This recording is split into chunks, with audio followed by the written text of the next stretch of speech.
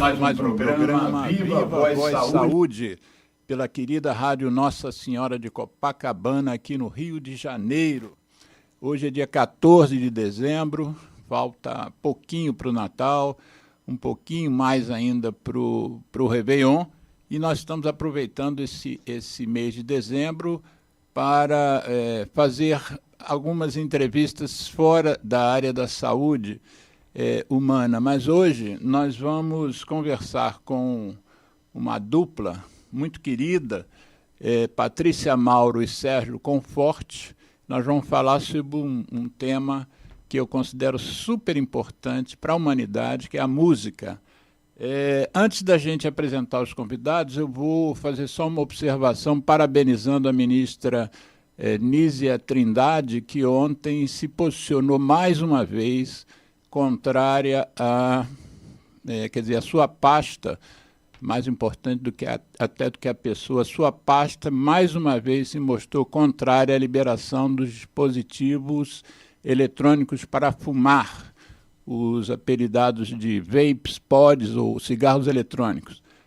Mais uma vez, a ministra, que é a representante maior da saúde no Executivo, tomou essa atitude que eu chego a considerar até corajosa, porque a pressão que ela recebe, que nós ativistas recebemos e que todos os técnicos que enfrentam a indústria da nicotina recebem, eu já chego a achar corajoso todo aquele que se posiciona abertamente contra o que a Organização Mundial da Saúde alega, estima, considera ser o maior problema de saúde pública do planeta, que é o nicotinismo, a dependência química num alcaloide chamado nicotina, que é mais geradora de dependência do que qualquer outra droga que se conheça. Então, o nosso programa hoje vai abordar, como eu disse, a música, mas um aspecto bastante interessante da música e algo que eu gosto muito, que é a percussão. A percussão encarna, essa dupla aqui está encarnando um grupo chamado Tambor Carioca, que, por sorte nossa, o convite veio para o programa hoje e muito proximamente vai ser a comemoração, a celebração dos 20 anos do Tambor Carioca. Para os ouvintes, então, daqui a pouco conhecerem melhor essa experiência que eu considero extremamente exitosa no campo da música, eu queria primeiro que Patrícia Mauro e Sérgio Conforte se apresentassem para a gente, então, dar início ao nosso bate-papo. Isso aqui é um bate-papo, nossos ouvintes já sabem, e fiquem bem à vontade. E me conte a história de vocês, assim, rapidamente, um mini currículo de vocês.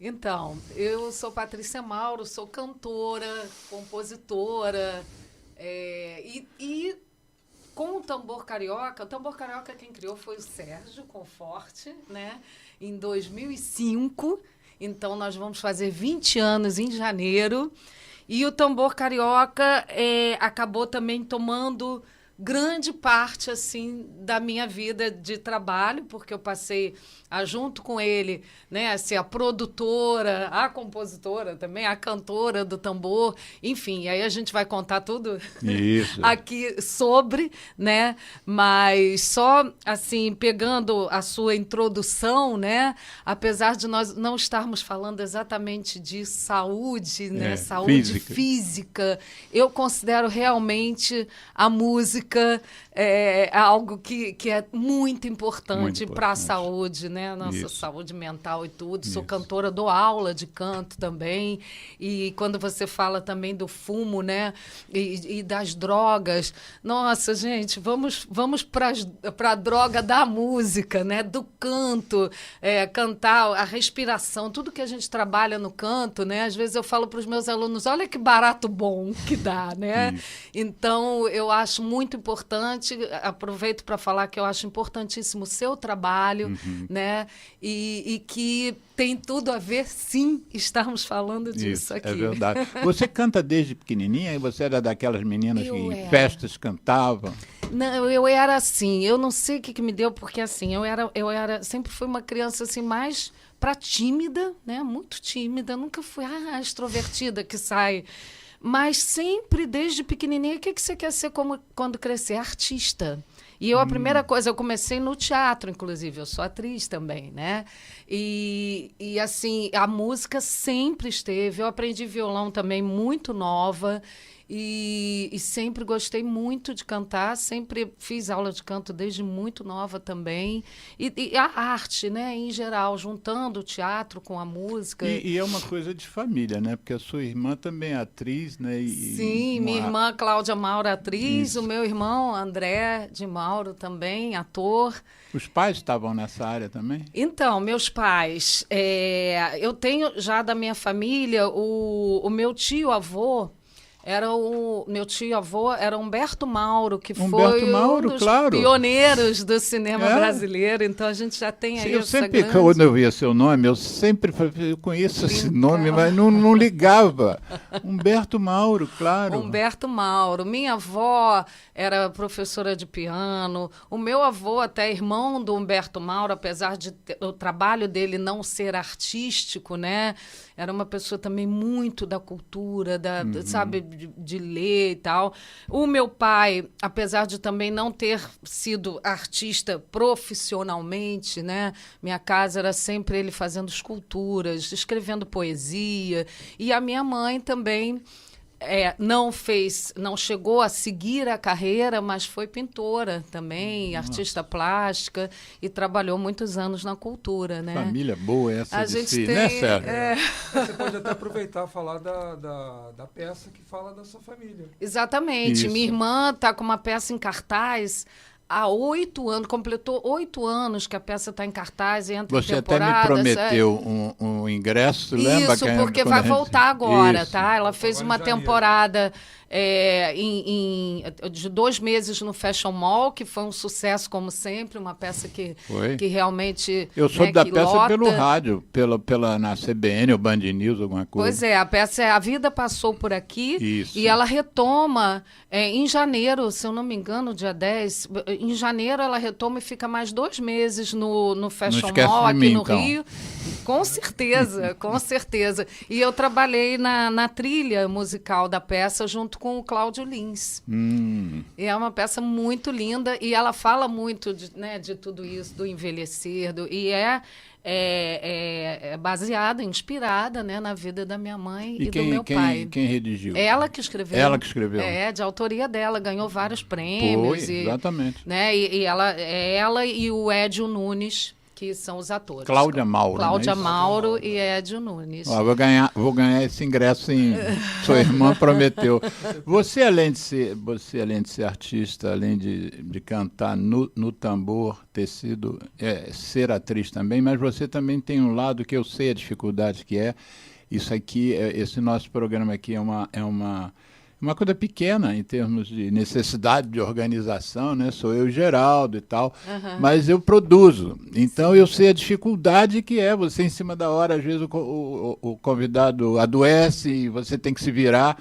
E você também, além de tudo que você faz do ponto de vista artístico, também é produtora do tambor. Sou produtora do tambor. A gente acaba que... né, faz tudo muito junto, né, nós dois, mas assim, a gente acaba realmente se produzindo, não que a gente queira tomar conta de tudo e não queira ter braços, né, mas acaba que realmente a gente faz a produção, né? Então é desde ontem, né? Você falando comigo, manda o texto, peraí que eu tenho aqui rapidinho e tal. Então, produção realmente, só quem faz que sabe, né? Esses bastidores, né? Mas eu acho que ainda que a gente tenha, em algum momento, tenha braços e tudo, nós que somos, né, os donos, né, do negócio, assim, a gente tem que estar, né, também à frente, tem que estar fazendo as coisas, né? E o Sérgio também, né? A Então, gente faz Sérgio, aí- aproveita, deixa e fala um pouquinho de você, nesse viés aqui que ela pegou, um pouquinho do teu início e até agora, como aí você já introduz a história do tambor. Mas primeiro quero ouvir a tua história. Tá bom. Eu sou o Sérgio Conforte, baterista, e o tambor carioca começou... Não, quero saber de você primeiro, lá atrás. eu Como é que lá você atrás? virou baterista? Bom, a minha família músico? tem artistas. Eu tinha um tio chamado Gerson Conforte, que era um super desenhista, foi ilustrador de diversos livros e tudo. Meu pai, que é economista, engenheiro, ele não é artista, mas é uma pessoa muito ligada em arte, gosta muito, e poderia ter sido também um grande desenhista. A minha família tem muita coisa assim de mais para desenho, Sim. né? Tem alguns músicos assim esporádicos assim, mas acabou que eu comecei a gostar de bateria na minha adolescência. Você é baterista e percussionista, mas o Percussionista. instrumento que te levou para a música inicialmente foi a percussão. bateria. Não, mas foi a bateria. Bateria. A percussão, ela surgiu anos depois. Foi até engraçado que quando começaram a botar instrumentos de percussão na minha mão, eu me sentia meio perdido, porque eu estava acostumado a tocar com 2 braços e 2 pernas, né? E quando peguei um instrumento de percussão, eu sentia... Que é um tantão, atabaque, que foi? uma Sentia gogô, um falta pandeiro. de estar- falta de né? estar com Mas tudo. foi também uma coisa que foi desde há muito tempo. E aí foi... O único músico que toca com as pernas é o baterista, né? A não ser o pedal dos guitarristas. mas, hoje em dia existe assim, hoje em dia tem muito percussionista que faz coisas com os pés também. Já tem uma mistura. O pessoal chama de percuteria, a percussão com bateria. Tem muito hoje em dia essa mistura. Às vezes por necessidade mesmo de lugares menores, aí a pessoa começa a transformar uma pessoa, fazer o papel de 2, né? E ao contrário também, bateristas que acrescentam instrumentos de percussão no kit. Você se inspirou em alguém, assim, um baterista ou mais de um lá atrás? Tem algum que tenha sim. te... Porque eu nunca fui músico, mas sempre desejei ser músico. E os 2 instrumentos que eu mais tinha tesão era a bateria e a guitarra, né? Então a bateria, por exemplo, eu cresci indo a shows do Milton Nascimento, que é o meu ídolo maior na música brasileira, e eu quase ficava estrábico, porque eu tinha um olhar para o Milton e um olhar para o Robertinho Silva, que era o baterista do eterno do Milton Nascimento. Exatamente. Né? Robertinho Silva, ele foi uma das minhas primeiras inspirações como brasileiro. Né? Eu me lembro que eu era adolescente. Eu comprei aquele disco Sentinela, do Milton Nascimento. Sentinela, claro. E tinha a própria música Sentinela, que tem uma introdução de bateria do Robertinho, que eu sempre adorei. Foi uma coisa que muito me inspirou. Né? Anos depois eu conheci o Robertinho Silva naquele projeto Rio Arte Instrumental, no Parque da Catacumba, que tinha aqueles shows. Né? Eu tenho um autógrafo dele, né? E anos depois... Você levou o disco para ele autografar ou Não, autografou outra coisa? Eu tinha um jornalzinho jornal. chamado O Catacumba. Sim. Né? E anos depois, por sorte, ele foi tocar lá na nossa casa, que a gente tinha um projeto que era o Som Café e Companhia. Não brinca, ele foi tocar na casa de vocês? Lá em casa. O Robertinho Silva foi tocar lá em casa. Era que eu não te conhecia. Tocou lá em casa. Lá no estúdio da gente, que a gente tem um projeto que está suspenso, mas deve voltar em breve, chamado Som Café e Companhia, que concilia música com gastronomia. Então, enquanto acontece o show, né, no estúdio, é um estúdio pequeno que dá entre 27 e 35 pessoas assistindo, sentadas, e tinha um chefe de cozinha preparando o jantar. E aí quando acabava Alexandre Chester. o Alexandre Chester, nosso amigo e grande chefe de cozinha. Já tem um nome que emana a comida. E é nome mesmo. E é nome mesmo, né? Nome, né? Aí um desses eventos, desses Som Café e Companhia, foi o Robertinho Silva tocando com o Foguete Barreto, que era um projeto deles do Da Rua, que era um projeto que unia percussão com poesia. Então era incrível, você vê ali o Robertinho Silva ali na minha casa. Assim. Você sabe que fora do Brasil, meu ídolo como baterista é o Billy Cobham. Ah, excelente. Que era o baterista do Mahavishnu, né? Sim, Mahavishnu na orquestra. E eu fiz a minha especialização médica em Estrasburgo, na França. E aí, lá pelas tantas, eu vejo lá, não sei aonde, a França tem muito aquele negócio de você botar nos postes, né, programações culturais. Sim, é. E aí eu vi lá a presença do Billy Cobham com o John McLaughlin. É. Aí eu fiquei louco, porque eu sempre acompanhei a carreira deles, mas nunca tinham vindo ao Brasil, né? Aí eu fui ao show, não era um lugar muito grande, e eu fui com uns amigos franceses. E sempre há, assim, uma certa brincadeira, não sei se hoje, né? Porque isso que eu estou falando tem mais de 40 anos, mas eu não sei se hoje essas brincadeiras continuam, mas perguntavam se tinha índio na rua aqui no Rio, perguntavam se tinha macaco nas árvores, bem que agora no Leblon tem, né? Não deixa de ter. Não deixa de ter. E aí nós fomos ao show, eu era o único sul-americano no grupo, o resto tudo francês. E aí eu passei a encarnar neles desde esse dia, sabe por quê? O show tinha um momento que era um solo de bateria. Os músicos todos pararam de tocar e só o Billy ficou tocando. E chegou um momento da música que você, baterista, já deve ter alguma música nesse gênero, que a bateria vai fazendo e vai ficando cada vez assim, devagarzinho. Nisso os franceses começam a falar. E ele olhou para a plateia assim, a plateia estava em pé, né? Todo mundo em pé, não tinha lugar para sentar. Ele olhou para a plateia com a cara que você via, que não estava gostando daquilo, e aí ele voltou de novo para completar aquilo, a plateia continuou falando, ele pegou as duas baquetas, botou em cima do... Como é que chama o tambor, né? Da caixa. Da caixa. Botou a banqueta, se levantou e foi embora. Caramba. Acabou o show. Caramba, c'est fini. Foi a primeira chance que eu tive. Isso foi mais ou menos no meio do show, ainda tinha muito show para rolar, pelo menos mais uma hora de show tinha. Aí eu fiquei encarnando, nós que somos subdesenvolvidos. Exatamente. A primeira vez que eu fui tocar lá em Portugal, eu estava mais moreno, né? Aí eu dizia que eu era índio, meu pai era cacique e eu morava numa tábua. Você já tinha o cabelo assim? Tinha cabelo comprido. Parece meio índio mesmo. Aí eu falava direto isso. Mas é engraçado esse negócio de índio. Eu demorei muito para... Hoje em dia, se eu quiser ver algum índio, tem no Parque Lage. Né? Eles vendem lá artesanato já. Tem até... Eu conversei com um lá, que ele tem Instagram, sigo ele e tudo, mas eu demorei muito para ver um índio de verdade aqui no Rio de Janeiro. Eu só vi quando teve aquele Rio... Eco 92. Não, foi o outro. Foi um outro evento que aí eu vi por aí. Eu estava, inclusive, no carro com Rio o mais francês. 20, talvez? Teve um evento internacional que eu estava com um francês no carro e eu vi pela primeira vez um índio brasileiro. É incrível isso, incrível. Né? Eu já com quase 50 anos. Já, parece que Niterói, Niterói não, é Niterói, mas em Cambuinhas, não sei o que, tem lá um agrupamento, se não me engano. Em Angra dos Reis tem uma reserva indígena. Também tem, Angra dos Reis. Eu sei que isso.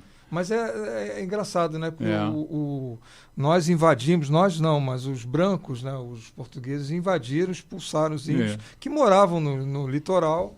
Expulsaram e mataram também. Mataram. A própria fundação do Rio de Janeiro foi feita em cima de uma guerra que exterminou uma tribo. Fora as doenças que os europeus trouxeram. A tuberculose, por exemplo, não existia entre os índios aqui. Exatamente. Aquilo foi trazido da Europa, não foi nem trazido da África, que hoje é quem mais sofre de tuberculose, trazido pelos portugueses. Exatamente. Mas então emenda com a história do tambor, que Patrícia, na apresentação, disse que foi uma criação originalmente sua. Como é que veio a ideia de um sujeito que é um baterista e entra... Porque isso não é comum, né? Não é comum o músico tomar essa iniciativa de ampliar a coisa e publicizar e democratizar. Como é que surgiu essa ideia? Foi por acaso. Na verdade, eu tinha meus alunos de bateria. Nessa época eu dava aula em 2 escolas, a Arte e Música e a Arte e Som. Uma era na Barra e outra em Laranjeiras. E aí eu comecei a fazer eu pedi para as diretoras, né, das escolas que eu queria fazer um projeto de prática de grupo, mais voltado para a percussão. Meus alunos gostavam muito só de tocar rock. E eu queria passar um pouco de música brasileira para eles. E a forma que eu encontrei foi de juntar os alunos num momento e desmembrar a bateria e começar a batucar. Aí eu comecei, mas eu não tinha muita experiência de batucada na época. Isso já tem mais de 20 anos, é anterior ao tambor. E aí eu criei uma peça de percussão, uma música de percussão que eu chamei de Maracatamba de Sambacatu, que é um misto de samba com maracatu. Maracatamba era um nome que já rodava na minha cabeça, que tinha um músico aqui do Rio chamado Barrozinho, e ele tinha um projeto chamado Maracatamba. Esse nome eu só acrescentei o Sambacatu, que é a outra metade das 2 palavras. Aí eu compus uma música, uma batucada chamada Maracatamba de Sambacatu, e comecei a botar os alunos para tocar, de ambas as escolas. E aí nas apresentações de final de ano das escolas, eu botava os alunos para tocar essa percussão, esse número, e eu via na plateia que tinha fazia diferença. No meio de tantas apresentações tradicionais, aquele que toca violão, aquele que toca piano, aquele que toca aqueles grupos de rock, tinha uma coisa diferente, batucada, alegre, barulhenta, mas assim, com muita energia. E eu vi que tinha um caminho por ali. Eu falei assim, né? Vou investir nisso. Achei interessante. E era uma forma de trazer os meninos para a música brasileira, que faz parte da cultura deles. E que tipo de música vocês originalmente lá atrás? Porque vocês têm coisas que são de vocês mesmo, né? Criação de vocês.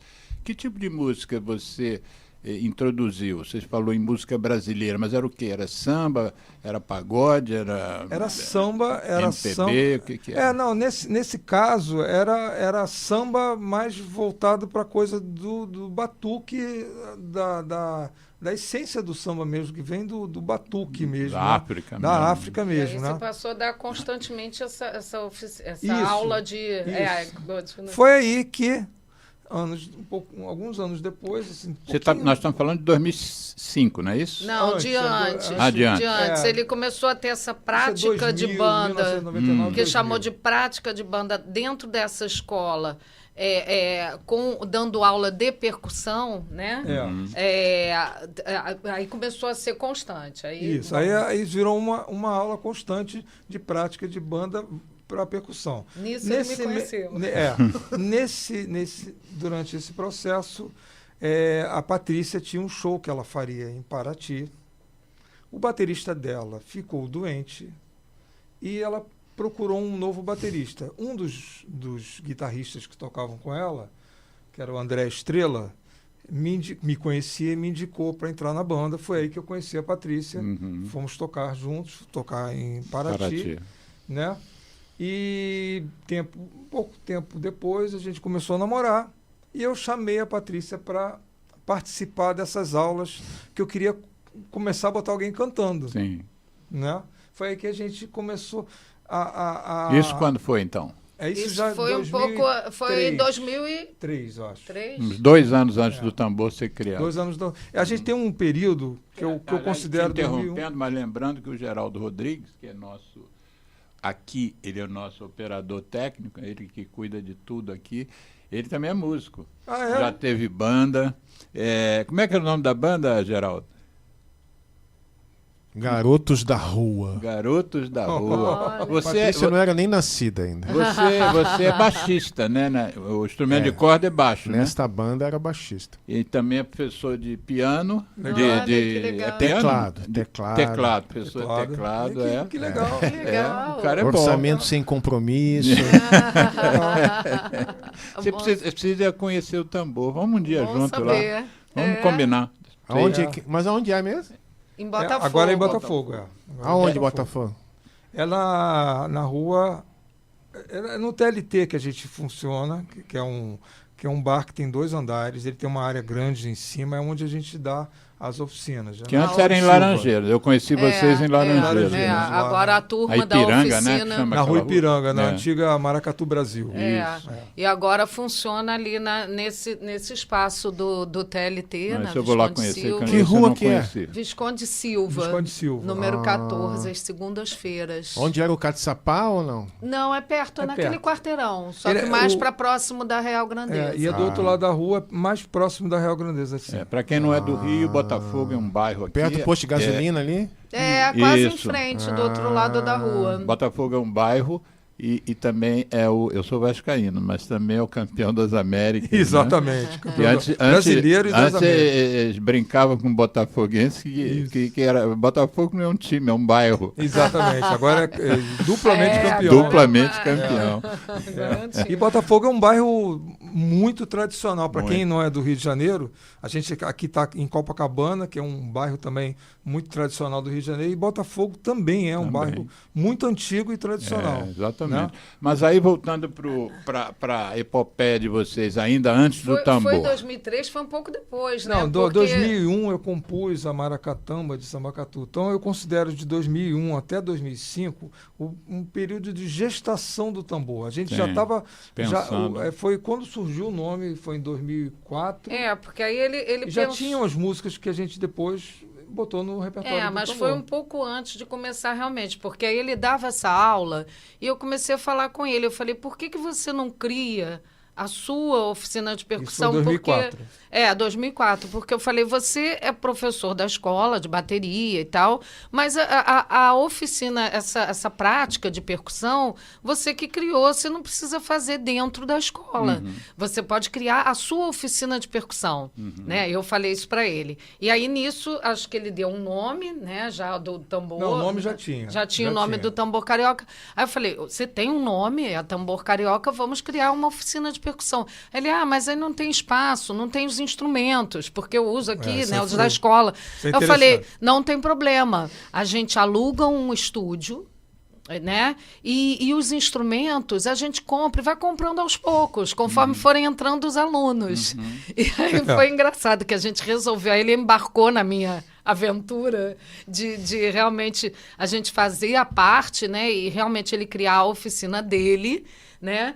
E aí, aí conta. Aí a gente começou a anunciar... Aí marcamos um ano de estúdio, toda segunda-feira. A partir do dia 17 de janeiro, que é quando a gente comemora... Né? Considera o início do tambor carioca, que é quando a gente... Vocês dois são descendentes de italianos assim, de família, mas vocês dois são cariocas? Somos.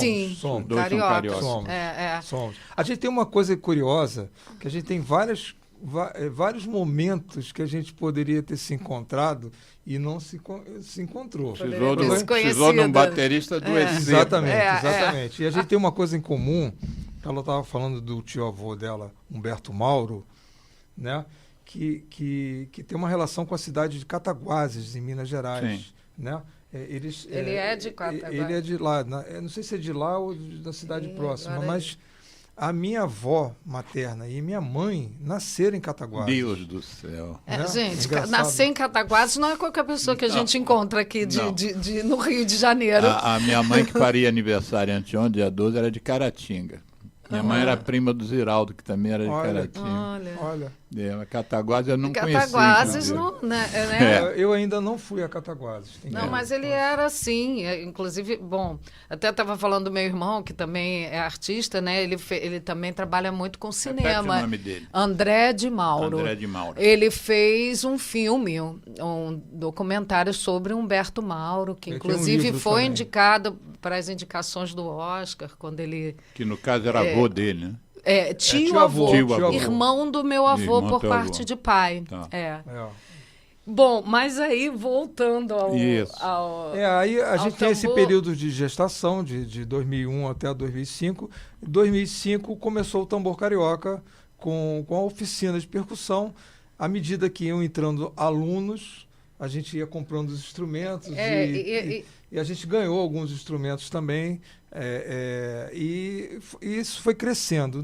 No próprio ano de 2005, nós começamos o nosso trabalho com um grupo musical, Tambor Carioca. Além de uma escola... a gente começou a tocar, fazer shows.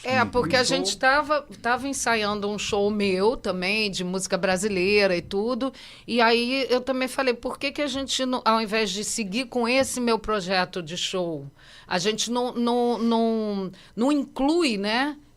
Passa a fazer o meu projeto como cantora e tudo dentro já do tambor, trabalhando isso que a gente que foi tudo muito fluindo, sabe? Muito, não foi assim, vamos montar uma oficina de percussão, nem era moda como é hoje em dia. Né?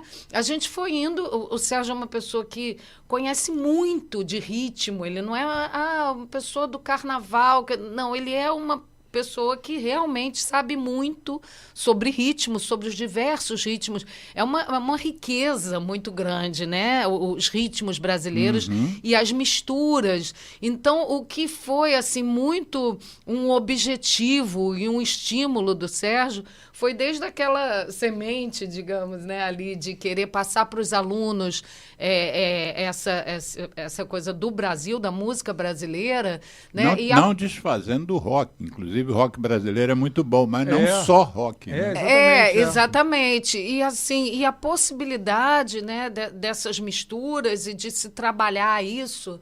Então, o tambor, ele tinha isso. Então, quando a gente começou a ensaiar como grupo, a gente justamente foi pegar isso. Vamos tocar samba, mas vamos tocar ciranda, vamos tocar maracatu, né? E até um lado um pouco mais pop, que em alguns momentos isso, né, a gente fazia, mas misturando. A gente passou a ter uma coisa que a gente falou, a gente tem um sotaque carioca. Então, o Tambor Carioca virou um grupo musical que tinha um sotaque carioca para seja lá o que fosse que a gente fosse tocar, dentre essas misturas. Você estava falando que a gente foi desviando o assunto, mas as minhas influências... Isso, eu ia voltar porque eu acabei dando as minhas. As suas influências são minhas também. Eu sou, originalmente, como baterista, mais roqueiro mesmo. As minhas influências de baterista vieram do rock. Eu posso dizer que as duas maiores influências minhas na bateria são John Bonham, do Led Zeppelin, e o Bill Bruford, que foi do Yes. Né? Mas eu escuto samba e música brasileira em casa, da minha família, desde sempre. Já foi de bateria de escola de samba? Não. Nunca fui. E baterista brasileiro, quem te influenciou? Acho que tem milhares, assim. Você já citou Robertinho Silva. Como...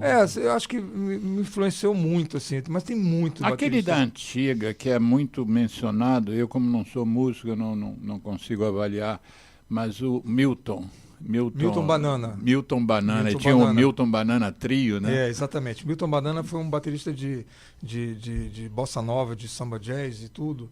Ele tinha um estilo muito interessante de tocar, aquele mais sequinho, né? Que é diferente do Edson Machado. São dois grandes bateristas desse período. Edson Machado é considerado o primeiro, ou pelo menos um dos primeiros bateristas a tocar samba no prato. Né? Que antes, na época do Luciano Perrone, por exemplo, era o samba era tocado nos tambores, mais nos tambores. Era até como era o jazz também no início. Tá.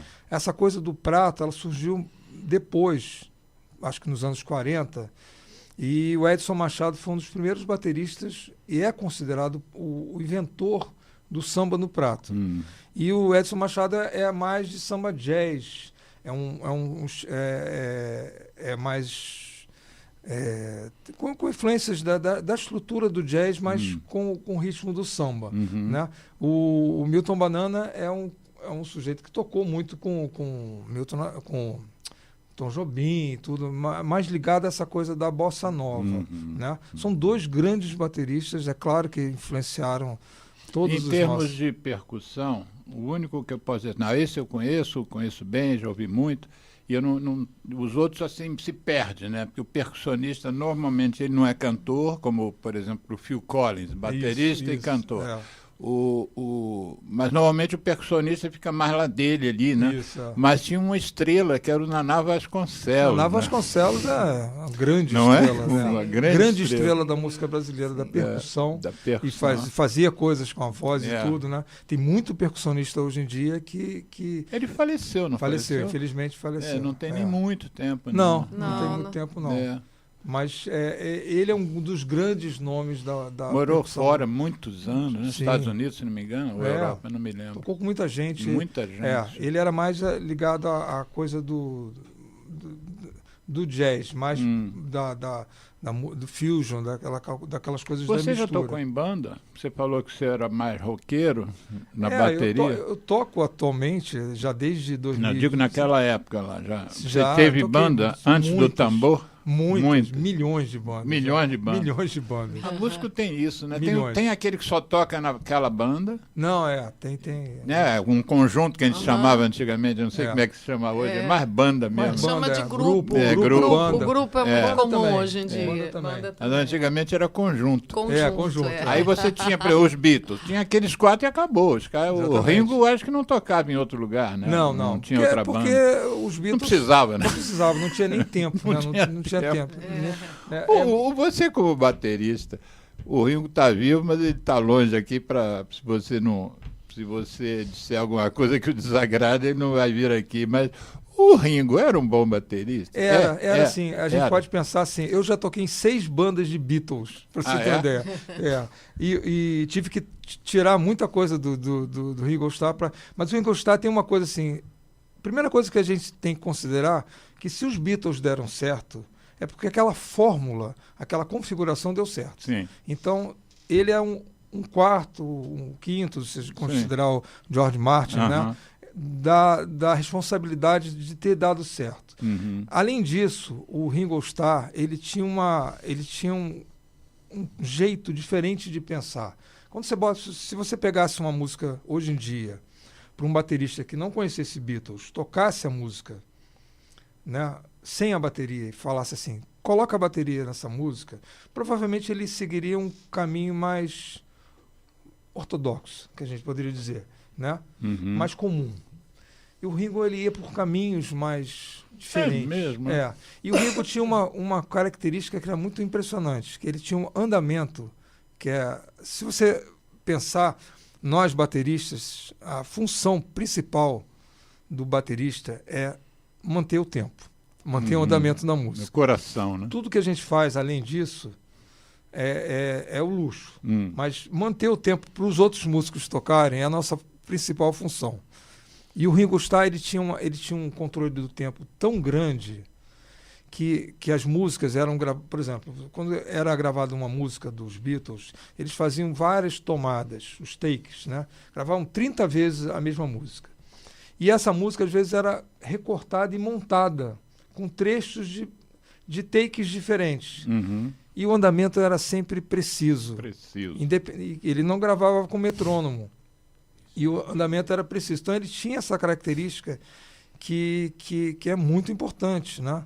Além dessa coisa da fórmula ter funcionado, dele ter trilhado caminhos não que os bateristas em geral trilhariam. Porque ele como, vamos dizer assim, ele não era a estrela da banda. Não. E mesmo como baterista, porque às vezes tem baterista que não é o líder da banda, tem baterista que não é a maior estrela da banda, divide com outros, mas mesmo ele como baterista não era aquele dar shows, né? Não.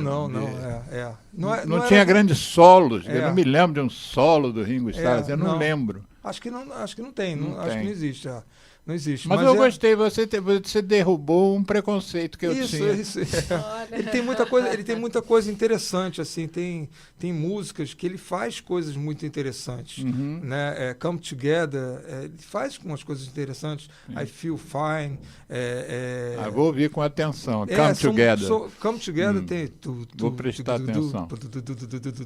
É uma coisa que eu, por exemplo, se o John Lennon e Paul McCartney chegassem para mim e começassem a tocar música, provavelmente eu não iria por esse caminho. É um caminho totalmente criativo, diferente. Sim. É claro que nem tudo que ele fazia partia totalmente da cabeça dele. Era uma Coisa né? Coletivo. Quando você está num grupo, você negocia o que você vai fazer. Nem sempre o que você propõe agrada, nem sempre é o que você vai conseguir fazer. Mas acho que ele tem essa participação muito importante. Assim. É engraçado que vocês falando... Palmas para ele. Falando sobre não ter nenhum solo, nenhuma coisa que apareça como estrela, né? E a gente falando de grupo, usando até essa palavra que a gente comentou como mais antiga, conjunto. Na arte... É uma grande coisa, ser um bom artista é realmente ter essa ideia do conjunto e trabalhar para o conjunto, trabalhar para o todo. Né? Na oficina de percussão, a gente tem muito essa vivência, a gente proporciona muito essa vivência, inclusive a gente tem trabalhos com empresas, né, com corporativos e tal, justamente passando isso, que é importante, que a gente pode linkar com o que se pretende de uma empresa, né? Cada um fazer bem o seu papel, né? Então, você pode ser assim uma estrela no tamborim. Você vai tocar ali, fazer os seus solos, o outro, né? O surdo. Mas se você não estiver atento ao conjunto e você sair ali, o barco afunda, como o Sérgio fala. Peraí, vamos, né? Então, se um desanda um pouco, principalmente essa parte do surdo, né? E que no caso, né, de banda, a bateria, né? Se não está ali dando aquele chão, né? Não anda. Um guitarrista não pode fazer lindamente o solo dele, né? E ser a estrela ali, se não tiver por trás dele o baterista, né? No caso, quando está tocando a bateria junto, né? Que esteja fazendo também o seu papel ali, né? Assim como a gente fala muito no teatro, que quando você está fazendo uma peça, você está ali contando uma história. Então, se você entra em cena para falar bom dia e sai, é essencial o seu bom dia, e você tem que dar importância àquela mínima cena, né? Trabalhando como alguém que está fazendo parte daquele conjunto para contar uma história. Por exemplo, você citou o exemplo de música, e agora eu me lembro que você também é atriz e dentro de uma peça de teatro, mesmo de um filme, né? Se você não tiver no esquema, quiser ser a estrela do filme, não dá certo. Então, assim, ser um bom artista é desempenhar bem eu ainda não vi, mas dizem que a Fernanda Torres está dando um show nesse filme. Eu ainda estou aqui, né? Sim. E dizem que parte do show é a contenção dela, né? É uma coisa meio... Eu não vi o filme. Eu também ainda não vi. Parece que ela menos é mais. Menos é mais. É essa a expressão. A gente fala muito isso em música. Em música. Fala muito. Porque a gente tem que pensar, como músico, como artista, a gente tem que pensar que a gente tem que trabalhar para a música, ou para a peça, ou para o filme. Não a gente querer ser mais do que tudo, mas a gente servir ao filme. Tem um exemplo muito interessante, acho que foi numa entrevista do Jô Soares, José Wilker, falando que uma vez ele fez um filme com o Sean Connery, que era aquele ator que fazia o 007. E o Sean Connery chegou para o José Wilker, foi passar um texto com ele. E o José Wilker achou, poxa, e ele preocupado comigo, né? Eu era apenas um pequeno ator numa produção internacional, né? O principal ator veio passar. Aí o Sean Connery falou para ele que, mesmo ele sendo a locomotiva do filme, era importante que todos os vagões andassem bem, para o trem andar. Né? Essa história, que você acaba de contar, eu vou cortar e vou fazer um cortezinho com isso, porque isso não serve para música, não serve para teatro, cinema, tudo. Isso é para a vida. Para a vida. Eu, como médico, eu trabalho numa equipe. Isso. Né? Isso. Eu posso ter uma posição de maior destaque nessa equipe, mas não anda. Por exemplo, lá em Duque de Caxias, eu trabalho com uma assistente social, uma enfermeira e uma técnica de enfermagem. E a gente trabalha com tuberculose. Em Caxias eu só trabalho com tuberculose. Mas se a minha técnica de enfermagem não fizer o papel dela durante toda a semana, não anda o projeto, não anda o programa. Nosso programa tem excelente resultado, abandono muito baixo e tal de tratamento, que é o grande problema, né? As pessoas não irem até o final do 6º mês tomando remédio. Mas se a técnica de enfermagem não trabalhar direito, não acontece. Exatamente. Exatamente. É o conjunto, Tem uma empresa que a gente faz um trabalho com eles, né, sempre, frequentemente, e que justamente tinha isso, que cada um era muito preocupado com né, a capacidade individual e tudo, e o conjunto não estava dando certo. Né? A gente vive um momento, eu estava até há pouco tempo, eu li um livro chamado A Modernidade Líquida, né, que fala Conversamos isso, né? sobre esse livro agora, no programa anterior. O mundo está muito tendendo ao individual, né? Quando é importante. O próprio homem é um ser social. Sim. Né? Então, a gente vive numa sociedade que a gente um depende do outro. Então, quando começa essa coisa de ser muito individual, isso gera um problema. Porque eu estou aqui olhando o isso. celular, mas prestando atenção no que você está dizendo, mas, na verdade, eu estava procurando aqui uma filmagem, estou mandando para o Geraldo. Geraldo, bom, deixa eu explicar. Mandei para você, dá uma olhada pelo Zap. Uma filmagem que eu fiz de vocês lá na Avenida Atlântida, no Leme, que era uma apresentação do tambor e cuja participação também são todos os alunos, né? Isso, me parece, num grupo bloco, grande. Isso, o bloco. É a formação de bloco que a gente chama, né? Vê se você consegue projetar isso, Geraldo, por favor. Já abriu? Bom, bloco... ele tá tentando. Já abriu? Vê se você passa aqui na tela, é possível? Isso, E aí? Isso tem 10 anos, essa filmagem. Foi em 2014. Então, esse aqui, o primeiro aqui, é italiano. O Calvo? Exatamente. Isso Esses aí dois é a aqui são Pedra do Leme, americanos. é o final da praia Bom, Copacabana Leme, né? Onde a gente fez por vários anos o nosso bloco. Tem o John Grant ali, o Nico Owen. 10 anos isso, O 23 de Janete, fevereiro de 2014. Aí é o início, que a gente sempre, antes de começar com as músicas, a cantar e tudo... Você está tocando um surdo ali, Eu toco surdo também, quando eu não estou cantando, eu estou tocando surdo. Ali eu Sérgio, à frente da bateria. Exatamente. Eu, como não sou muito alto, que nem você, eu tenho que ficar em cima de um tabladinho para as pessoas me verem.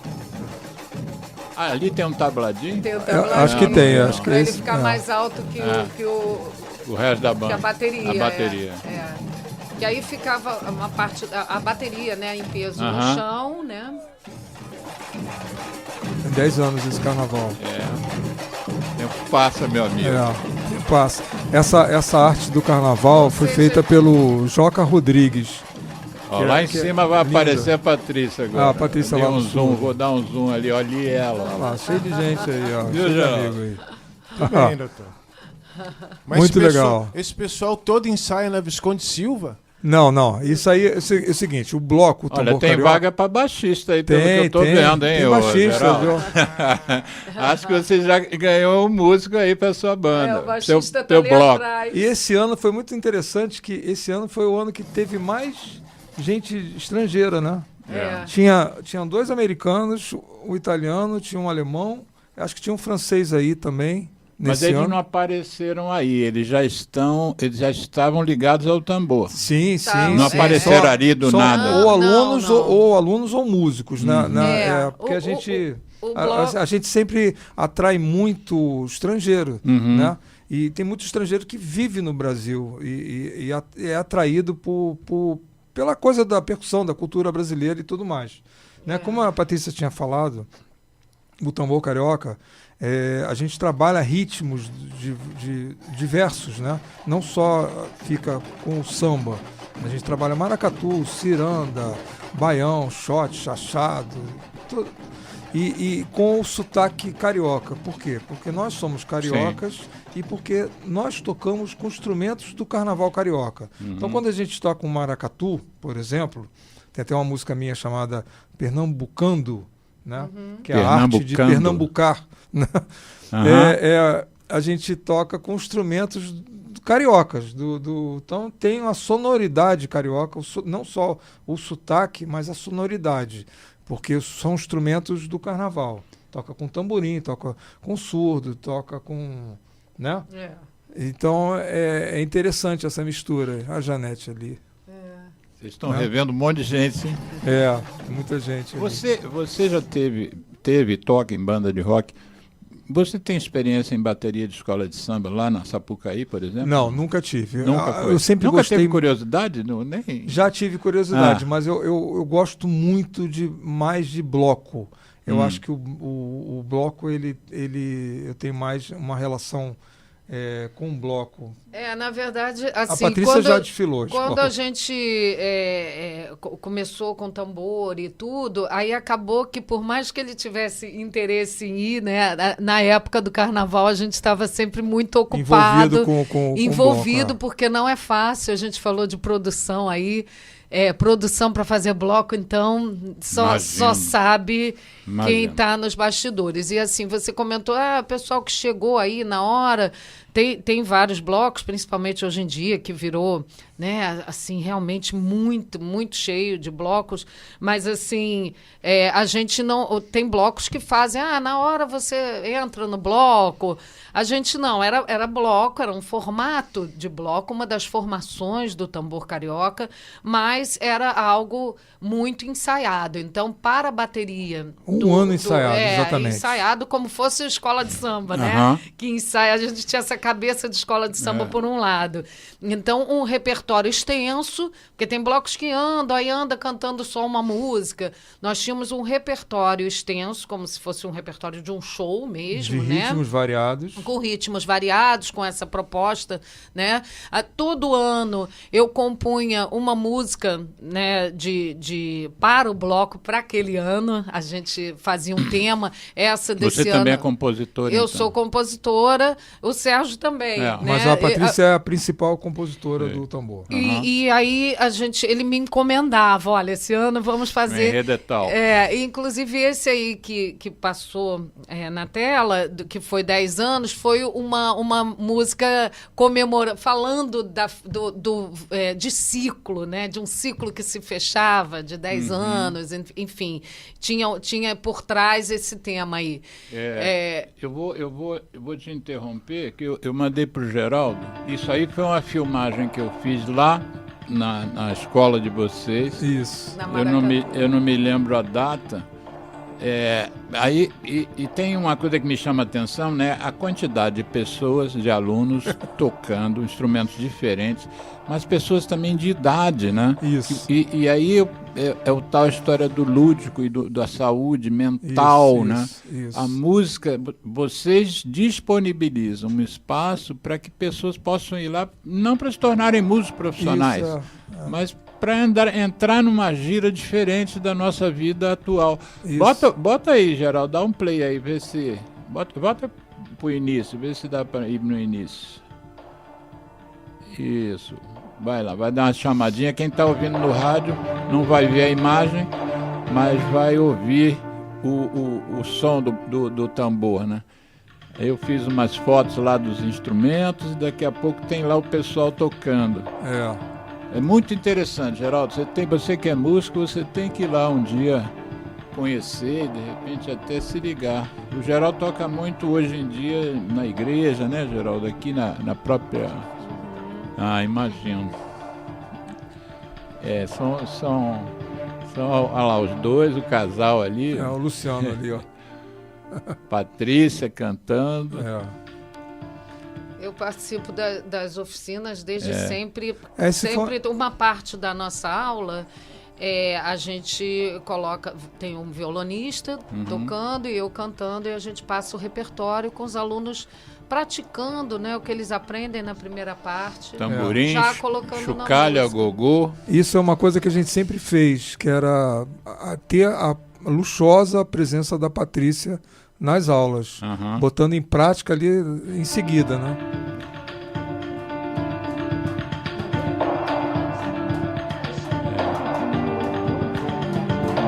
E aí a gente já fazendo arranjos, né? O aluno vai vivenciando isso desde a primeira aula. Nós vamos fazer um intervalo daqui a pouco.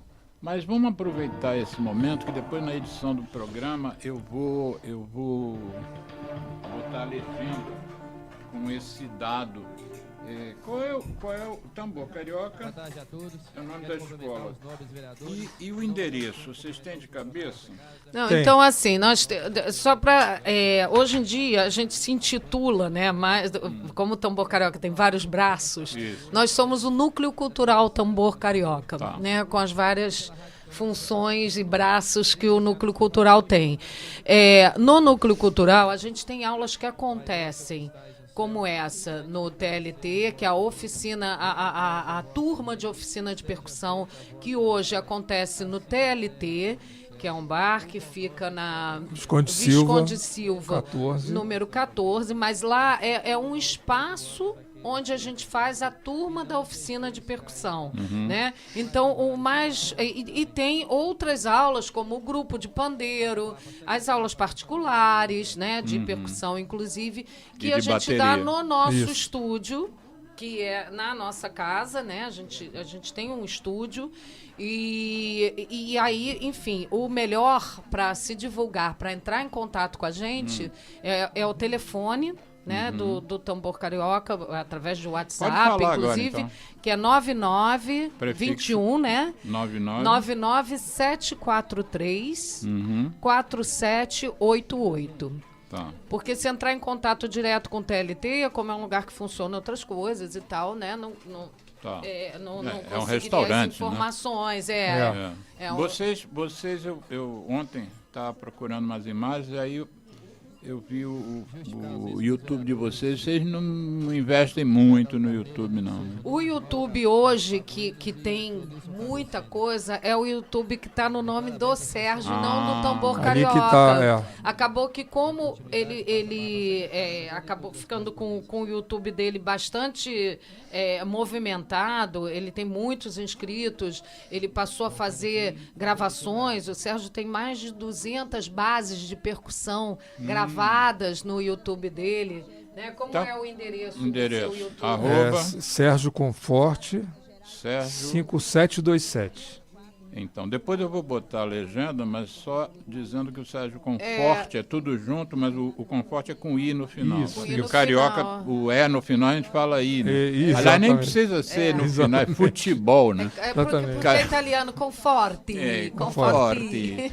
Mas existe a família Conforte com E, existe Conforto com O. Não confunde as pessoas. Mas o meu é Conforte com I. YouTube Sérgio Conforte, acha lá. Isso. Mas eu acho que eu tenho canal no YouTube e tenho um canal agora estou criando um canal de cortes no YouTube, então tenho 2 canais. Nada impede que você ponha num, põe o outro, porque o que chama mesmo é o nome Tambor Carioca. Aí o sujeito chega lá, um vídeo de 5 anos atrás, isso deve ter acabado. Não está. Já acabou, não existe mais. É uma boa dica. O tempo que leva a fazer um upload de um vídeo desse, botou num, bota no outro. Se tiver a ver com tambor, claro, também. Não, tem inclusive o canal dele, tem uma playlist que é relacionada ao Tambor Carioca. Nós, durante a pandemia, fizemos vários podcasts também contando a história do Tambor Carioca. Vou pegar isso para botar como link do nosso programa. E o Instagram do Tambor Carioca, que de repente tem coisas que não saíram aqui no nosso programa, tem lá na história. Pode ver, com certeza. A gente tem vários podcasts que a gente contou curiosidades. Ô, Geraldo, vamos fazer um intervalo, então. Uma musiquinha ligada ao tabaco. Boa. Depois eu não sei qual que ele vai escolher, mas aí eu mando para vocês. É tudo engraçado, piada. Aliás, qual que você vai botar? Aliás, a peça da Cláudia fala, de certa forma... A música chama-se Fumante, feita por um juiz. Bota o som aqui no estúdio para eles ouvirem. Tem alguém? ZY1 201, Associação Comunitária Nossa Senhora de Copacabana, 98,7 FM, a onda que chega ao seu coração. Rua Hilário de Gouveia, número 36, 9º andar, Copacabana, Rio de Janeiro.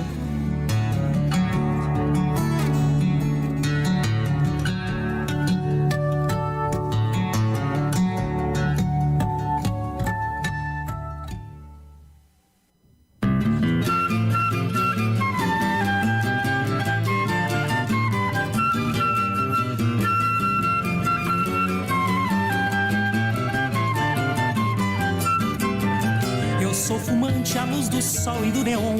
Quem não gosta de cigarro desconhece o que é bom. Pra tosse também não sabe que a bronquite infernal, juntamente com pigarro, são meu charme matinal. Vivo soprando por aí muita fumaça, com alegria, pose e graça, perfumando os salões. E assim de cores consegui os tons mais belos. São meus dentes amarelos e marrons os meus pulmões. Para meus brônquios alcatrão é vitamina e a doce nicotina, esperança de troféu. Pois do tabaco hei de ter a minha flor, um fantástico tumor que me levará ao céu. Mas se não ganho, afinal, o caranguejo, ainda há um desejo que eu quero consumado. Já que eu não posso ter de tudo, eu quero parte, pelo menos um infarte pra também ser safenado. A impotência não assusta, camarada, vale mais uma tragada que o prazer sexual. Um enfisema não está fora dos meus planos, pois fumante há muitos anos, o evento é natural.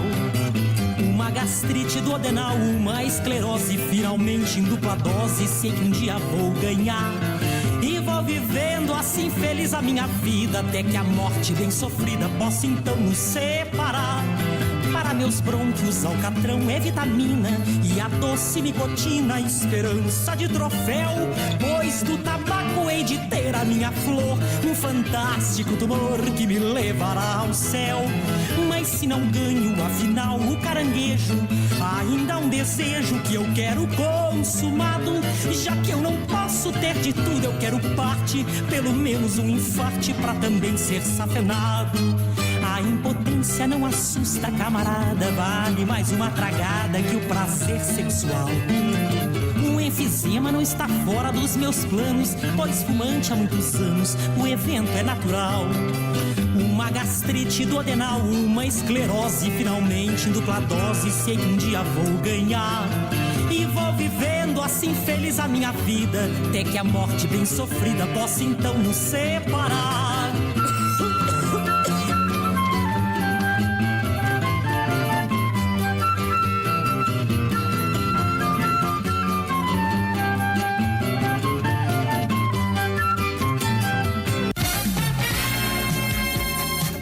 ZYU 201, Associação Comunitária Nossa Senhora de Copacabana, 98,7 FM, Rua Hilário de Gouveia, 36, nono andar, Copacabana, Rio de Janeiro.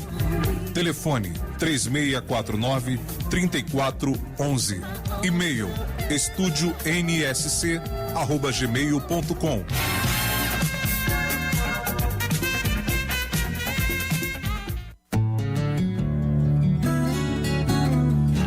ZYU 201, Associação Comunitária Nossa Senhora de Copacabana, 98,7 FM, a onda que chega ao seu coração. Rua Hilário de Gouveia, número 36, nono andar, Copacabana, Rio de Janeiro. Estamos reiniciando o programa Viva a Voz Saúde, segundo bloco. Hoje entrevistando Patrícia Mauro e Sérgio Conforte, dois descendentes de italianos, mas cariocas da gema, como eu, né? Eu também. Então nós estamos conversando hoje sobre uma experiência que eles têm desenvolvido. Estamos em janeiro próximo, agora dia 17. Essa experiência alcança 20 anos. E é uma experiência musical, para quem está nos ouvindo a partir só desse bloco, é uma experiência musical que envolve canto, envolve percussão, e nós encerramos o primeiro bloco eu mostrando uma filmagem que eu fiz, provavelmente há uns 10 anos também, lá da própria oficina. E o que me chamou a atenção, a quantidade de pessoas que têm interesse em percussão e a idade de muitas dessas pessoas, que são já pessoas idosas. Ali deve ter gente que naquela época devia ter minha idade aqui e se divertindo ali. Aqui deve fazer um bem extraordinário. Qual é o retorno que vocês têm dos alunos de vocês? Assim, o que eles comentam? O que fazer música ajudou, melhorou? o estado mental e até físico, né? Porque a pessoa se movimenta. O que vocês têm de retorno? O que já contaram para vocês? A gente tem um clássico, né? A gente tinha um rapaz que tinha um problema psiquiátrico, psiquiátrico, né? E a mãe dele eles dois foram ter aula com a gente. Que idade o rapaz, mais ou menos? Ele tinha, acho que uns 30 anos na época. Ele tinha um problema cognitivo. Ele levou a mãe ou a mãe que levou ele? Acho que foi a mãe que levou ele. Levou ele. A mãe que levou ele. Na verdade, era um problema cognitivo que ele já tinha nascido assim. Exatamente. E aí ele mesmo disse uma vez que o tambor fazia tão bem para ele, porque ali ele tinha um grupo de amigos. A gente estava comentando daquela série Zona Azul, né? Zonas Azuis, né? Como é importante a pessoa estar... Zonas Azuis, fazendo a relembrança, Zonas Azuis é uma série de 4 episódios na Netflix que fala sobre regiões do planeta onde pessoas vivem mais de 100 anos. Isso é uma série muito boa, curtinha. Né? Recomendamos altamente. Né? Então ele dizia que fazia tão bem para ele, né, estar com pessoas... Porque a gente chama é comum a gente chamar família Tambor Carioca. Sim. Porque é um grupo de amigos que a gente procura até promover, evitar a concorrência, que é muito comum em blocos, assim, ter essa disputa por vagas, eu quero tocar isso, não sei o que, disputar. A gente procura fazer de uma forma... criar uma unidade maior, tanto que as pessoas se sentem em família. E um pouco em família porque nós dois aqui somos casados. A minha mãe é aluna. A sua mãe é aluna? Desde a primeira aula. Não brinca. Ela está lá no naipe dos tamborins. Ela, quando entrou na primeira aula, que idade que ela tinha? Ela tem 82, há 20 anos a 62 anos. Como é que é o nome dela? Leia. Leia Conforte. Leia Conforte. Arrasa no tamborim. No tamborim, né?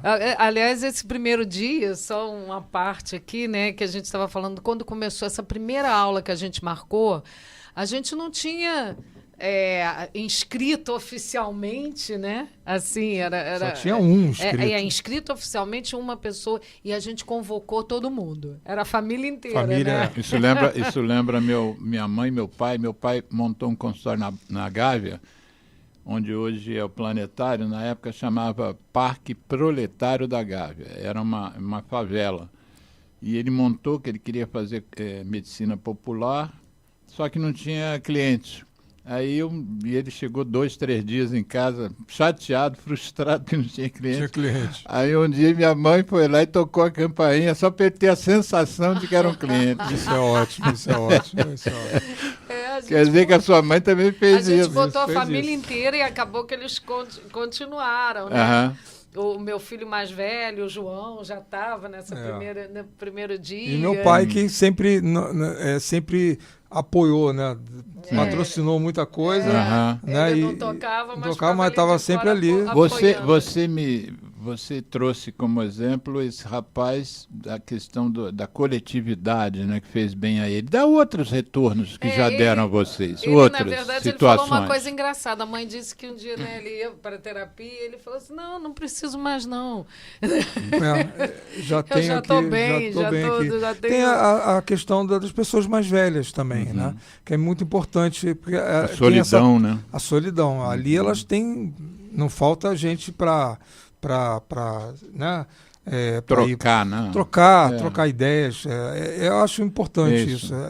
Ter aquela coisa dos objetivos curtos também, né? Toda semana você tem um encontro, você vai ensaiar. Não é uma coisa esporádica, é uma coisa regular. Não, é uma coisa regular. Disciplina. Isso é muito, muito importante. A gente sempre teve essa abertura, né? Assim, e sempre teve turmas muito mistas. Uhum. Então, jovens, né, de várias idades e mais velhos e tal. Vocês recebem pessoas que nunca pegaram no instrumento, lá vai ser a primeira vez? Muito.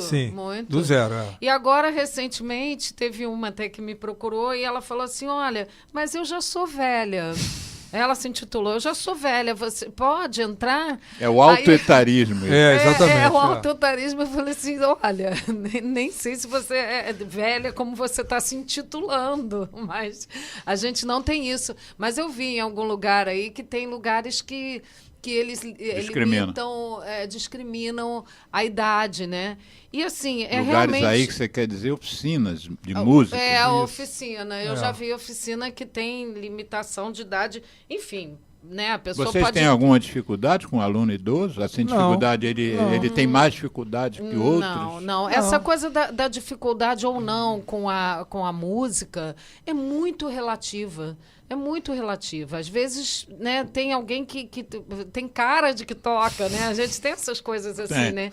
E não é. Realmente é muito relativo. E eu aqui, acho que tiro o chapéu para o Sérgio, porque ele realmente tem a capacidade de ensinar a pessoas com, eu chamo nem de dificuldades, com desafios diversos. Né? Como eu falo na minha aula de canto também. São desafios diversos. Eu acho que uma coisa que é muito importante no ensino, né, é você ter essa capacidade de se direcionar ao outro de uma forma individualizada. Uhum. Então, assim, é lógico que existe um formato, né, igual, que você tem que ensinar ali, como é que é a levada e tudo mais. Mas o acesso a cada aluno, o que você vai falar, o que você vai direcionar para cada pessoa, é muito da sensibilidade do professor, seja do que for que você está ensinando. Você sabe que ele tem isso. Eu estou ouvindo você falar e eu me transpus, porque o meu trabalho em Caxias, que é com tuberculose, é às quintas-feiras, né? Então, há 2 dias eu estava em 2 unidades atendendo. E eu estava me vendo como se eu estivesse vendo um paciente na minha frente e entendendo perfeitamente o que você acabou de dizer, porque a gente tem um beabá, por exemplo, o tratamento da tuberculose é padrão no mundo inteiro. Então, o que eu vou passar para o paciente, eu vou passar para todos. Mas por que a gente tem sucesso com um paciente e não tem com o outro? Porque o outro é diferente daquele. Não é só, você não tem só que dizer que você vai ter que tomar esse remédio por 6 meses. Você tem que entender ele. Você tem que, as particularidades dele. Exatamente. E aí você descobre, se a gente der sorte, descobre o ponto que vai fisgá-lo, né? Exatamente. Eu digo assim, eu comparo assim, o educador. No meu caso, assim, é como se fosse um guia de montanhismo que já subiu essa montanha várias vezes e cada vez que vai subir com um aluno, ele pode escolher um caminho ou outro de acordo com o aluno. Às vezes um aluno pode ter medo de um caminho, ter mais, né? Eu sei subir o caminho. Eu vou dar a mão para o aluno, eu vou subir com ele e depois ele vai subir sozinho. E já fez montanhismo você? Já fiz.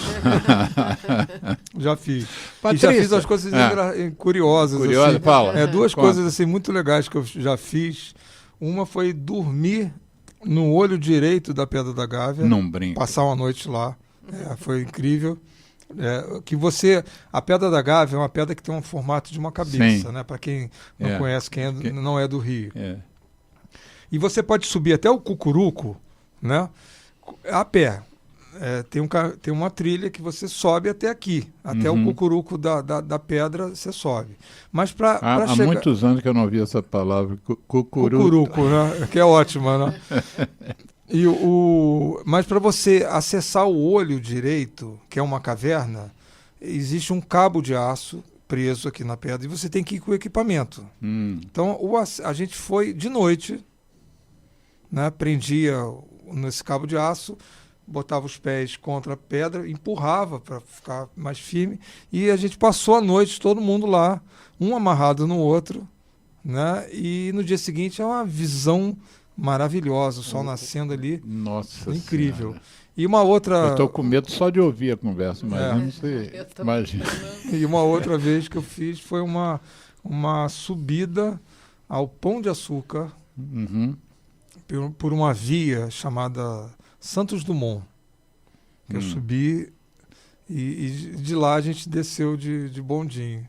Caramba. Mas a minha irmã que é... Não, eu não sou assim. Patrícia, eu sou super pé no chão. Patrícia, nós falamos aqui das aulas de percussão, mas eu queria que você falasse um pouco de aula de canto. Qual é a tua experiência com os alunos? Como é que funciona? Pois é. E aonde é? No mesmo lugar onde tem aula de percussão? As aulas de canto eu dou no nosso estúdio, né? Na verdade, assim, eu quando falam até professora de canto, né? Quando você pensa em professora de canto, você imagina o que é mais comum. Uma professora com piano, fazendo vocalizes, mimimi, né? Enfim, né? E eu, na verdade, eu nunca... eu passei a dar aula de canto, foi em 2017, eu tive uma... comecei a ver, até através de uma amiga que estava fazendo umas aulas e tudo, que tinha uma coisa assim... do canto, do ensino do canto, né, ser muito em cima das técnicas e tudo mais, mas eu comecei a perceber o que eu trazia para mim, eu como cantora. Então, toda a minha formação que veio do teatro, né? Eu, como falei no início lá, que eu era muito tímida, e por que eu era artista, e no teatro eu não tinha timidez, para cantar cal, eu não tinha... Não, eu sou muito anterior a cal, eu sou mais antiga, não existia cal. Eu me profissionalizei no teatro pelo currículo que eu tinha na época, porque eu ainda não tinha nem idade de fazer faculdade, ainda não tinha cal, não tinha esses cursos. Mas assim, eu juntava, né, toda a experiência do teatro. Então, para mim, cantar é estar em cena, né, é diferente. Não sou eu, Patrícia, tem outra magia, outro contexto, né? E ao mesmo tempo, eu não falei, mas eu também sou das letras, né? Até me formei em letras também, e escrevo, desde sempre escrevi e tal. E tem muito essa coisa também da palavra. Então, tudo isso, todas essas minhas formações, um interesse também muito pelo desenvolvimento pessoal, pela parte de corpo, né, yoga, várias coisas que eu faço, e que eu falei, eu uso tudo isso para cantar. Eu não uso só a técnica que tem, sim, fiz aula de canto, tem um grande mestre que já faleceu, José Espinto, que eu, inclusive, fiz canto lírico também e tudo mais, mas tem todo esse outro lado. E me deu vontade de trabalhar nas pessoas esse outro lado, que desbloqueia, que identifica... Desbloqueou você, né? Eu para mim, sempre foi... Eu sou cantora porque eu fui atriz em algum momento, né? Então... porque sou, né, na verdade.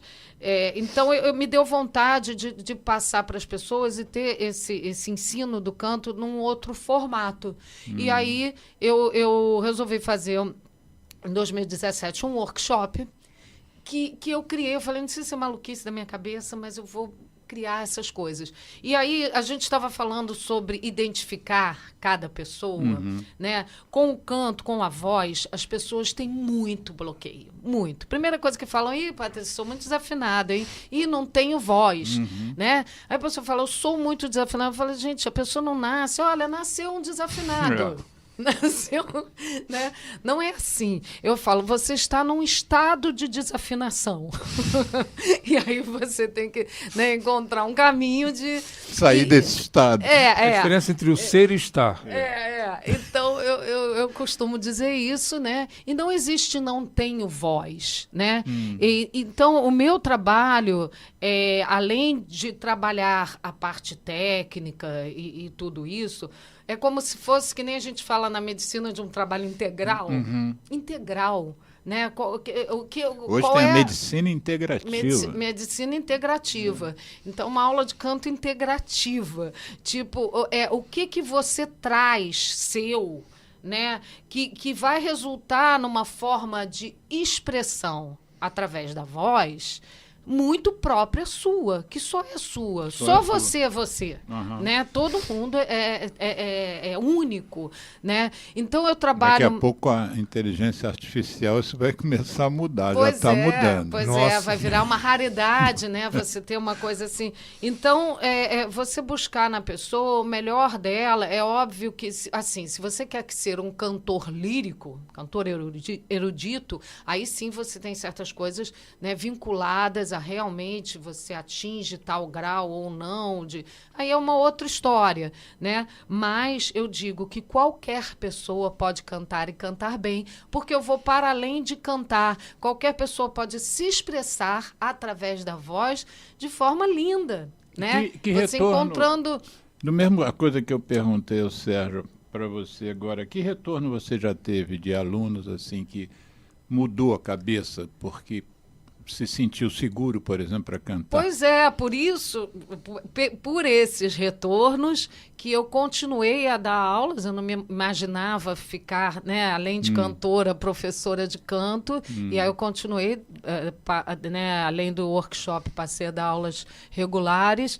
É um retorno muito grande, porque a voz, ela é também para a vida, né? Então, eu não desvinculo, como diz que eu tenho uma outra grande mestra hoje em dia, que eu conheci na pandemia e passei a fazer muitos estudos com ela, que é a italiana Francesca Della Monica, que quando eu vi, ela trabalhava todo esse lado, que é o lado que eu acredito, né? Então, tudo aquilo que eu percebia, que eu tinha, eu vi ela dando nomes àquilo. Ela tem esse trabalho, trabalha muito com atores também. Então, eu acho que é para a vida mesmo. A gente não desvincula a voz falada da voz cantada. É o se expressar, né, através da... E você vê muito as pessoas assim, vendo que... Nossa, Patrícia, agora que eu reparei, por que eu não abro muito a boca? Então, tem desde assim, né, a pessoa lembrar... eu lembro que minha mãe falava assim, menina, fecha essa boca. Né? Aí tem uma que falou assim... Isso, a gente está rindo, mas isso é verdade. São traumas, né? A Francesca, que costuma dizer que as regiões agudas, né, que são as regiões do emergencial.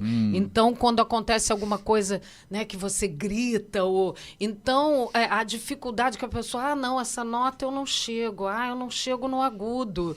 Né? Sim. Porque aquilo está num lugar... Lá atrás aconteceu algo. Tá num lugar desse patamar, né? De emergencial. Então, são várias coisas, vários estudos muito interessantes, né? Que a gente traz através da voz. Você vê que quando a gente... tá nervoso, quando tem algum problema, a pessoa às vezes perde a voz do nada. Isso. Né? Isso. Então eu trabalho tudo isso em conjunto e você vê assim resultados maravilhosos. Você sabe que eu já tive resultado bom, posso chamar de maravilhoso também, em relação, porque eu trato de fumantes, né? Talvez a coisa que eu mais faça hoje seja tratar de fumantes. E muitos anos de experiência, né, muito estudo. Daqui a 2 anos vai fazer 50 anos que eu estudo tabaco. Olha. E uma das coisas que eu aprendi lá atrás, vindo da psicologia, é que o primeiro momento de prazer do ser humano é oral. De 0 até 1 ano e meio de vida, né? Então, todos os prazeres principais vêm via oral. Então, tem o peito da mãe, né? O bico do peito da mãe é o primeiro prazer. Tem a chupeta, tem o dedo, tem a mamadeira. Tudo isso é o prazer que ele conhece, né? O que a gente conhece quando sai da barriga da mãe.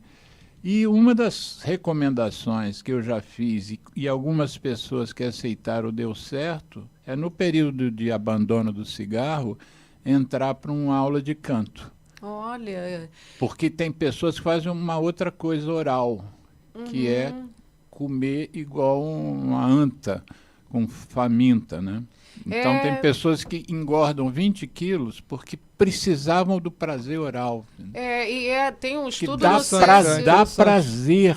Isso. Nós estamos falando de uma coisa de dentro, de fora para dentro, mas dá prazer cantar. Isso, e tem até, não sei se você sabe também, que a laringe, ela é considerada como se fosse um outro órgão sexual. Ela tem essa... Então, assim, existe inclusive um estudo de que um dos maiores medos ou timidez, assim, que o ser humano tem é de abrir a boca. Dentista sabe isso, né? A dificuldade ali é como se você tivesse... Tem uma exposição, como se você tivesse se desnudando, né? Então, a coisa de cantar, ela tem isso. Tem um se desnudar, tem um se permitir entrar dentro de você, tem um autoconhecimento. E uma coisa do canto que é muito importante, que linka com o que você está falando também, ligado ao fumo, é a coisa da respiração.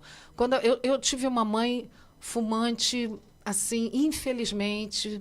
muito, chegou a fumar 3 maços por dia. Ela só parou quando ela, né, teve filho e tal. Mas, assim, ela, inclusive, teve diversos problemas, né, de saúde, tudo que se poderia ter no final da vida dela. E eu considero que tenha sido por isso. Minha irmã, inclusive, na peça tem alusão a isso, você vai gostar. Ela fumava muito. E eu ficava reparando a minha mãe, a coisa do cigarro, né? Eu lembro ela no hospital, que ficava com aquele negocinho aqui, né, daquele aparelho. Oxímetro. O oxímetro, ela fazia assim, como se fosse fumar. Ela tinha isso, ela doente E assim, eu lembro que eu via a minha mãe, me dava muita aflição, ela fumando, eu com a coisa da voz, desde muito nova, né? E eu via que tinha uma coisa de respirar, né? Tinha um fazer assim. Aí eu pensava, será que o grande prazer é esse? Porque a pessoa respirar é muito importante. Então, talvez, se houvesse algo de a pessoa, ao invés de fumar, de ingerir aquela fumaça, ela fizesse um exercício do respirar, né? Eu vou te mandar um vídeo, que às vezes o Geraldo escolhe a música do intervalo, que todas falam sobre cigarro. Hoje foi a do Rômulo Marinho, cujo nome é Fumante, mas de vez em quando a gente bota uma música do Tony Garrido e do Vange Souza chamada Eu Trago a Música. Então ele faz uma música ele fez uma música para as pessoas, fazendo uma analogia entre tragar fumaça e tragar música. E ele diz, eu trago a música. Interessante. Né, do verbo tragar.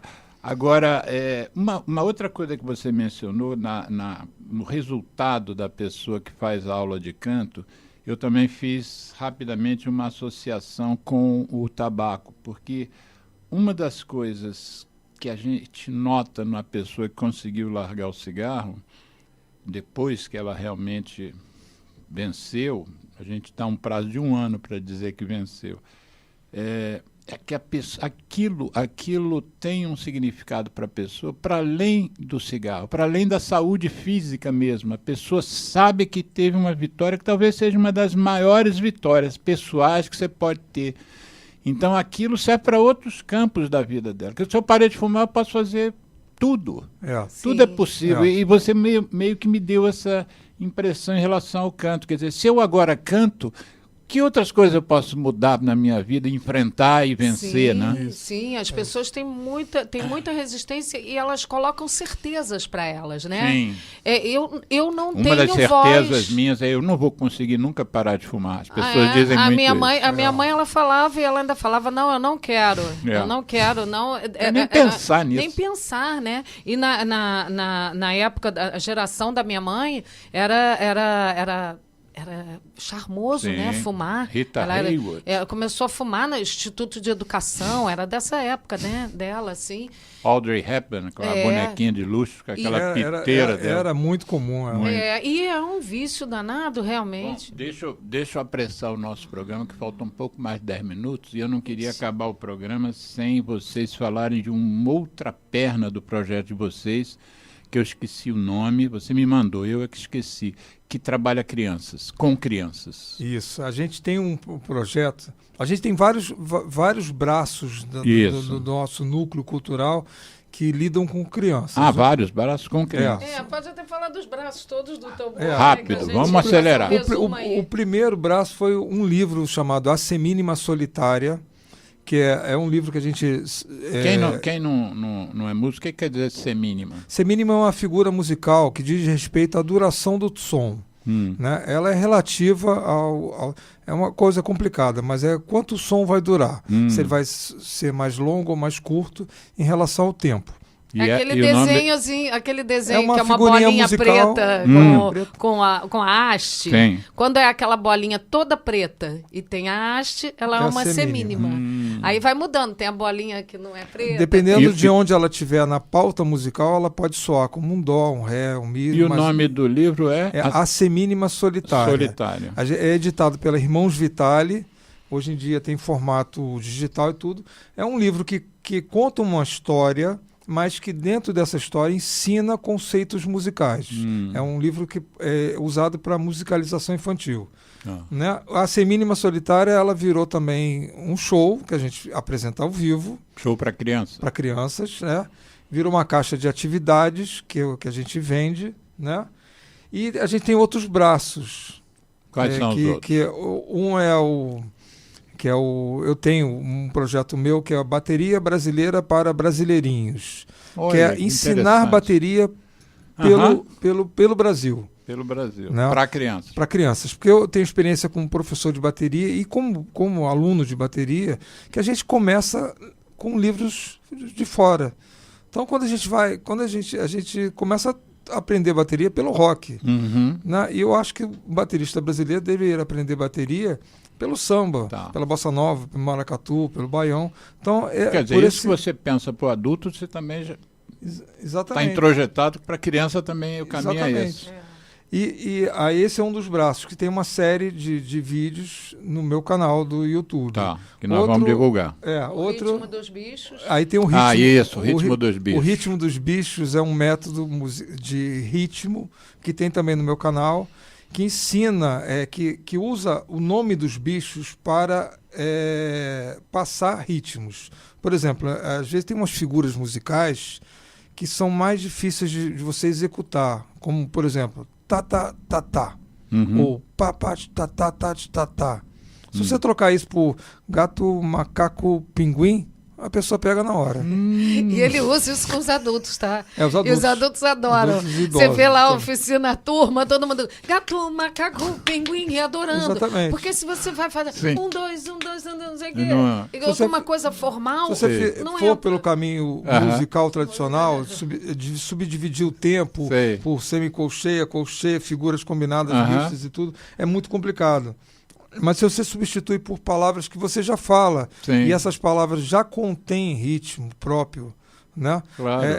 Você fala gato, você não fala gato, você fala gato. Então gato é gato, né?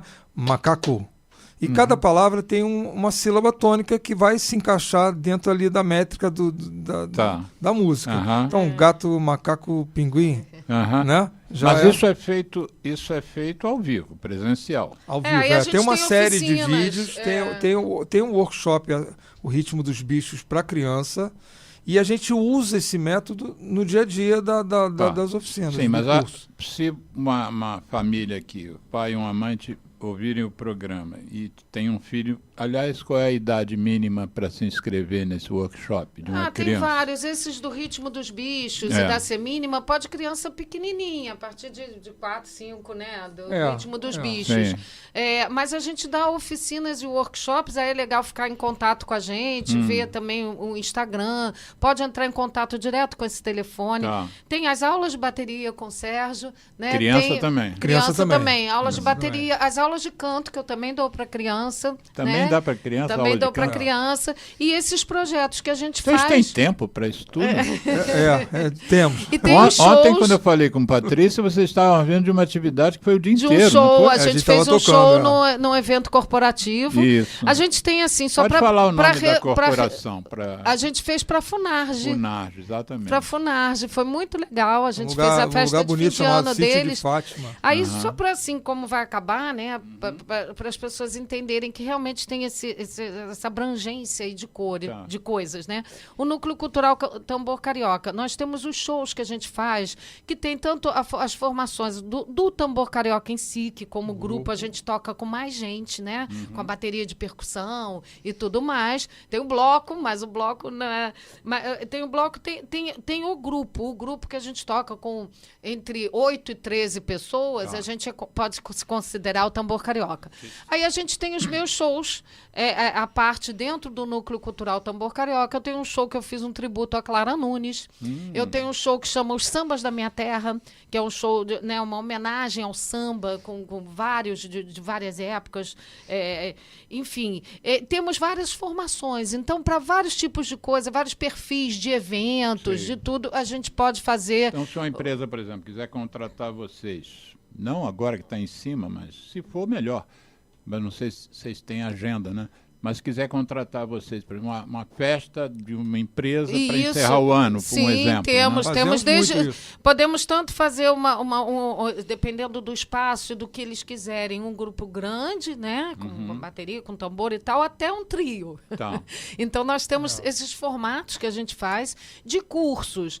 Então, tem vários tipos de show. De cursos, nós temos as aulas de bateria, aulas de percussão. A aula de percussão pode ser... Todos os instrumentos, pelo que eu vi lá. Todos os instrumentos, tanto pode basicamente ser... os instrumentos de escola de samba e os instrumentos de forró também, de zabumba. Aí o Sérgio tem vários workshops específicos também que ele dá. Eu achei legal uma coisa que vocês colocaram, acho que foi no Instagram, foi a história do carnê, do Vale Presente. Vale Presente. Olha, de Natal. ainda há tempo, gente. Natal aí, a gente resolveu fazer um presente criativo, uma vivência. Você quer dar uma aula de canto, uma aula de percussão. Pode ser desde aulas avulsas até workshop ou aula regular, um mês de aula regular. Aí é só entrar em contato com a gente nesse telefone aí. Tem valores diversos para todo mundo. Né? Instrumentos diversos, né? Instrumentos eu estive vendo lá repique, surdo, pandeiro, tamborim, caixa. Se eu fosse me inscrever, o grande sonho meu seria repique. Eu acho que é o mais difícil e talvez seja uma viagem meio egóica minha, mas quando eu vejo aquela bateria que acompanha o cara que faz o solo ali, eu acho que me arrepia. É linda. Quando você vai na oficina... Você não sabe, mas eu fui vice-presidente da Caprichosa de Pilares. Que legal. Em 2001, desfilei com o samba que eu fui um dos compositores. Olha! Um samba em homenagem a Goiás. Olha, eu adoro samba. Fica registrado aqui ao vivo, o dia que você quiser fazer parte da oficina, você é o nosso convidado... Tá bom. Especial. Por toda a vida. Tá bom. E lá na oficina, o aluno que chega... A gente propositalmente coloca misto o nível de conhecimento. Sim. Então, tem aluno iniciante, tem aluno mais avançado, e o Sérgio vai direcionando individualmente, né? E a pessoa pode experimentar. Eu acho que eu gosto de tamborim, mas se quiser lá, experimento surdo. Tem gente que troca no meio. É até interessante você, em algum momento, passar pelos outros instrumentos para você ter essa ideia. Legal. Né? Então, tem a oficina, tem as aulas particulares, tem grupo de pandeiro, né? E para essa parte infantil, também, de volta e meia, a gente está divulgando. Né? Tem esses workshops que a gente faz. Até showzinho de criança também, né? Porque uma coisa tem importante... shows assim, que criança é o protagonista? A gente faz, às vezes, projetos... Shows para criança. Tem shows para criança. Para criança. E dentro desse projeto da Semínima, a gente também já fez com as crianças, elas montarem a historinha da Semínima. Então, elas cantam. Isso é legal. O nosso livro tem um karaokê das músicas também. Que trabalho fantástico É muita coisa aí que a gente tem. Muita coisa. A gente espera que a gente continue aí. 40, né? 40. Tambor Carioca. Espero estar aqui no programa, né? Vamos Matusalém chegou. Vamos estar. E olha, uma coisa importante, Instagram. a gente na pandemia teve que passar tudo pro online, né, na época, e a gente fez uns links muito bacanas, porque em 2016 a gente começou a fazer nossos trabalhos na Europa também, por isso a gente parou com um bloco aqui. porque a gente foi fazer um outro trabalho fora do Brasil. Né? Eu vi vídeos de vocês em Portugal, né? A gente participou de dizem que é o segundo maior evento de samba, né? Depois das escolas de samba do mundo, esse Festival Internacional de Samba de Coburg, na Alemanha.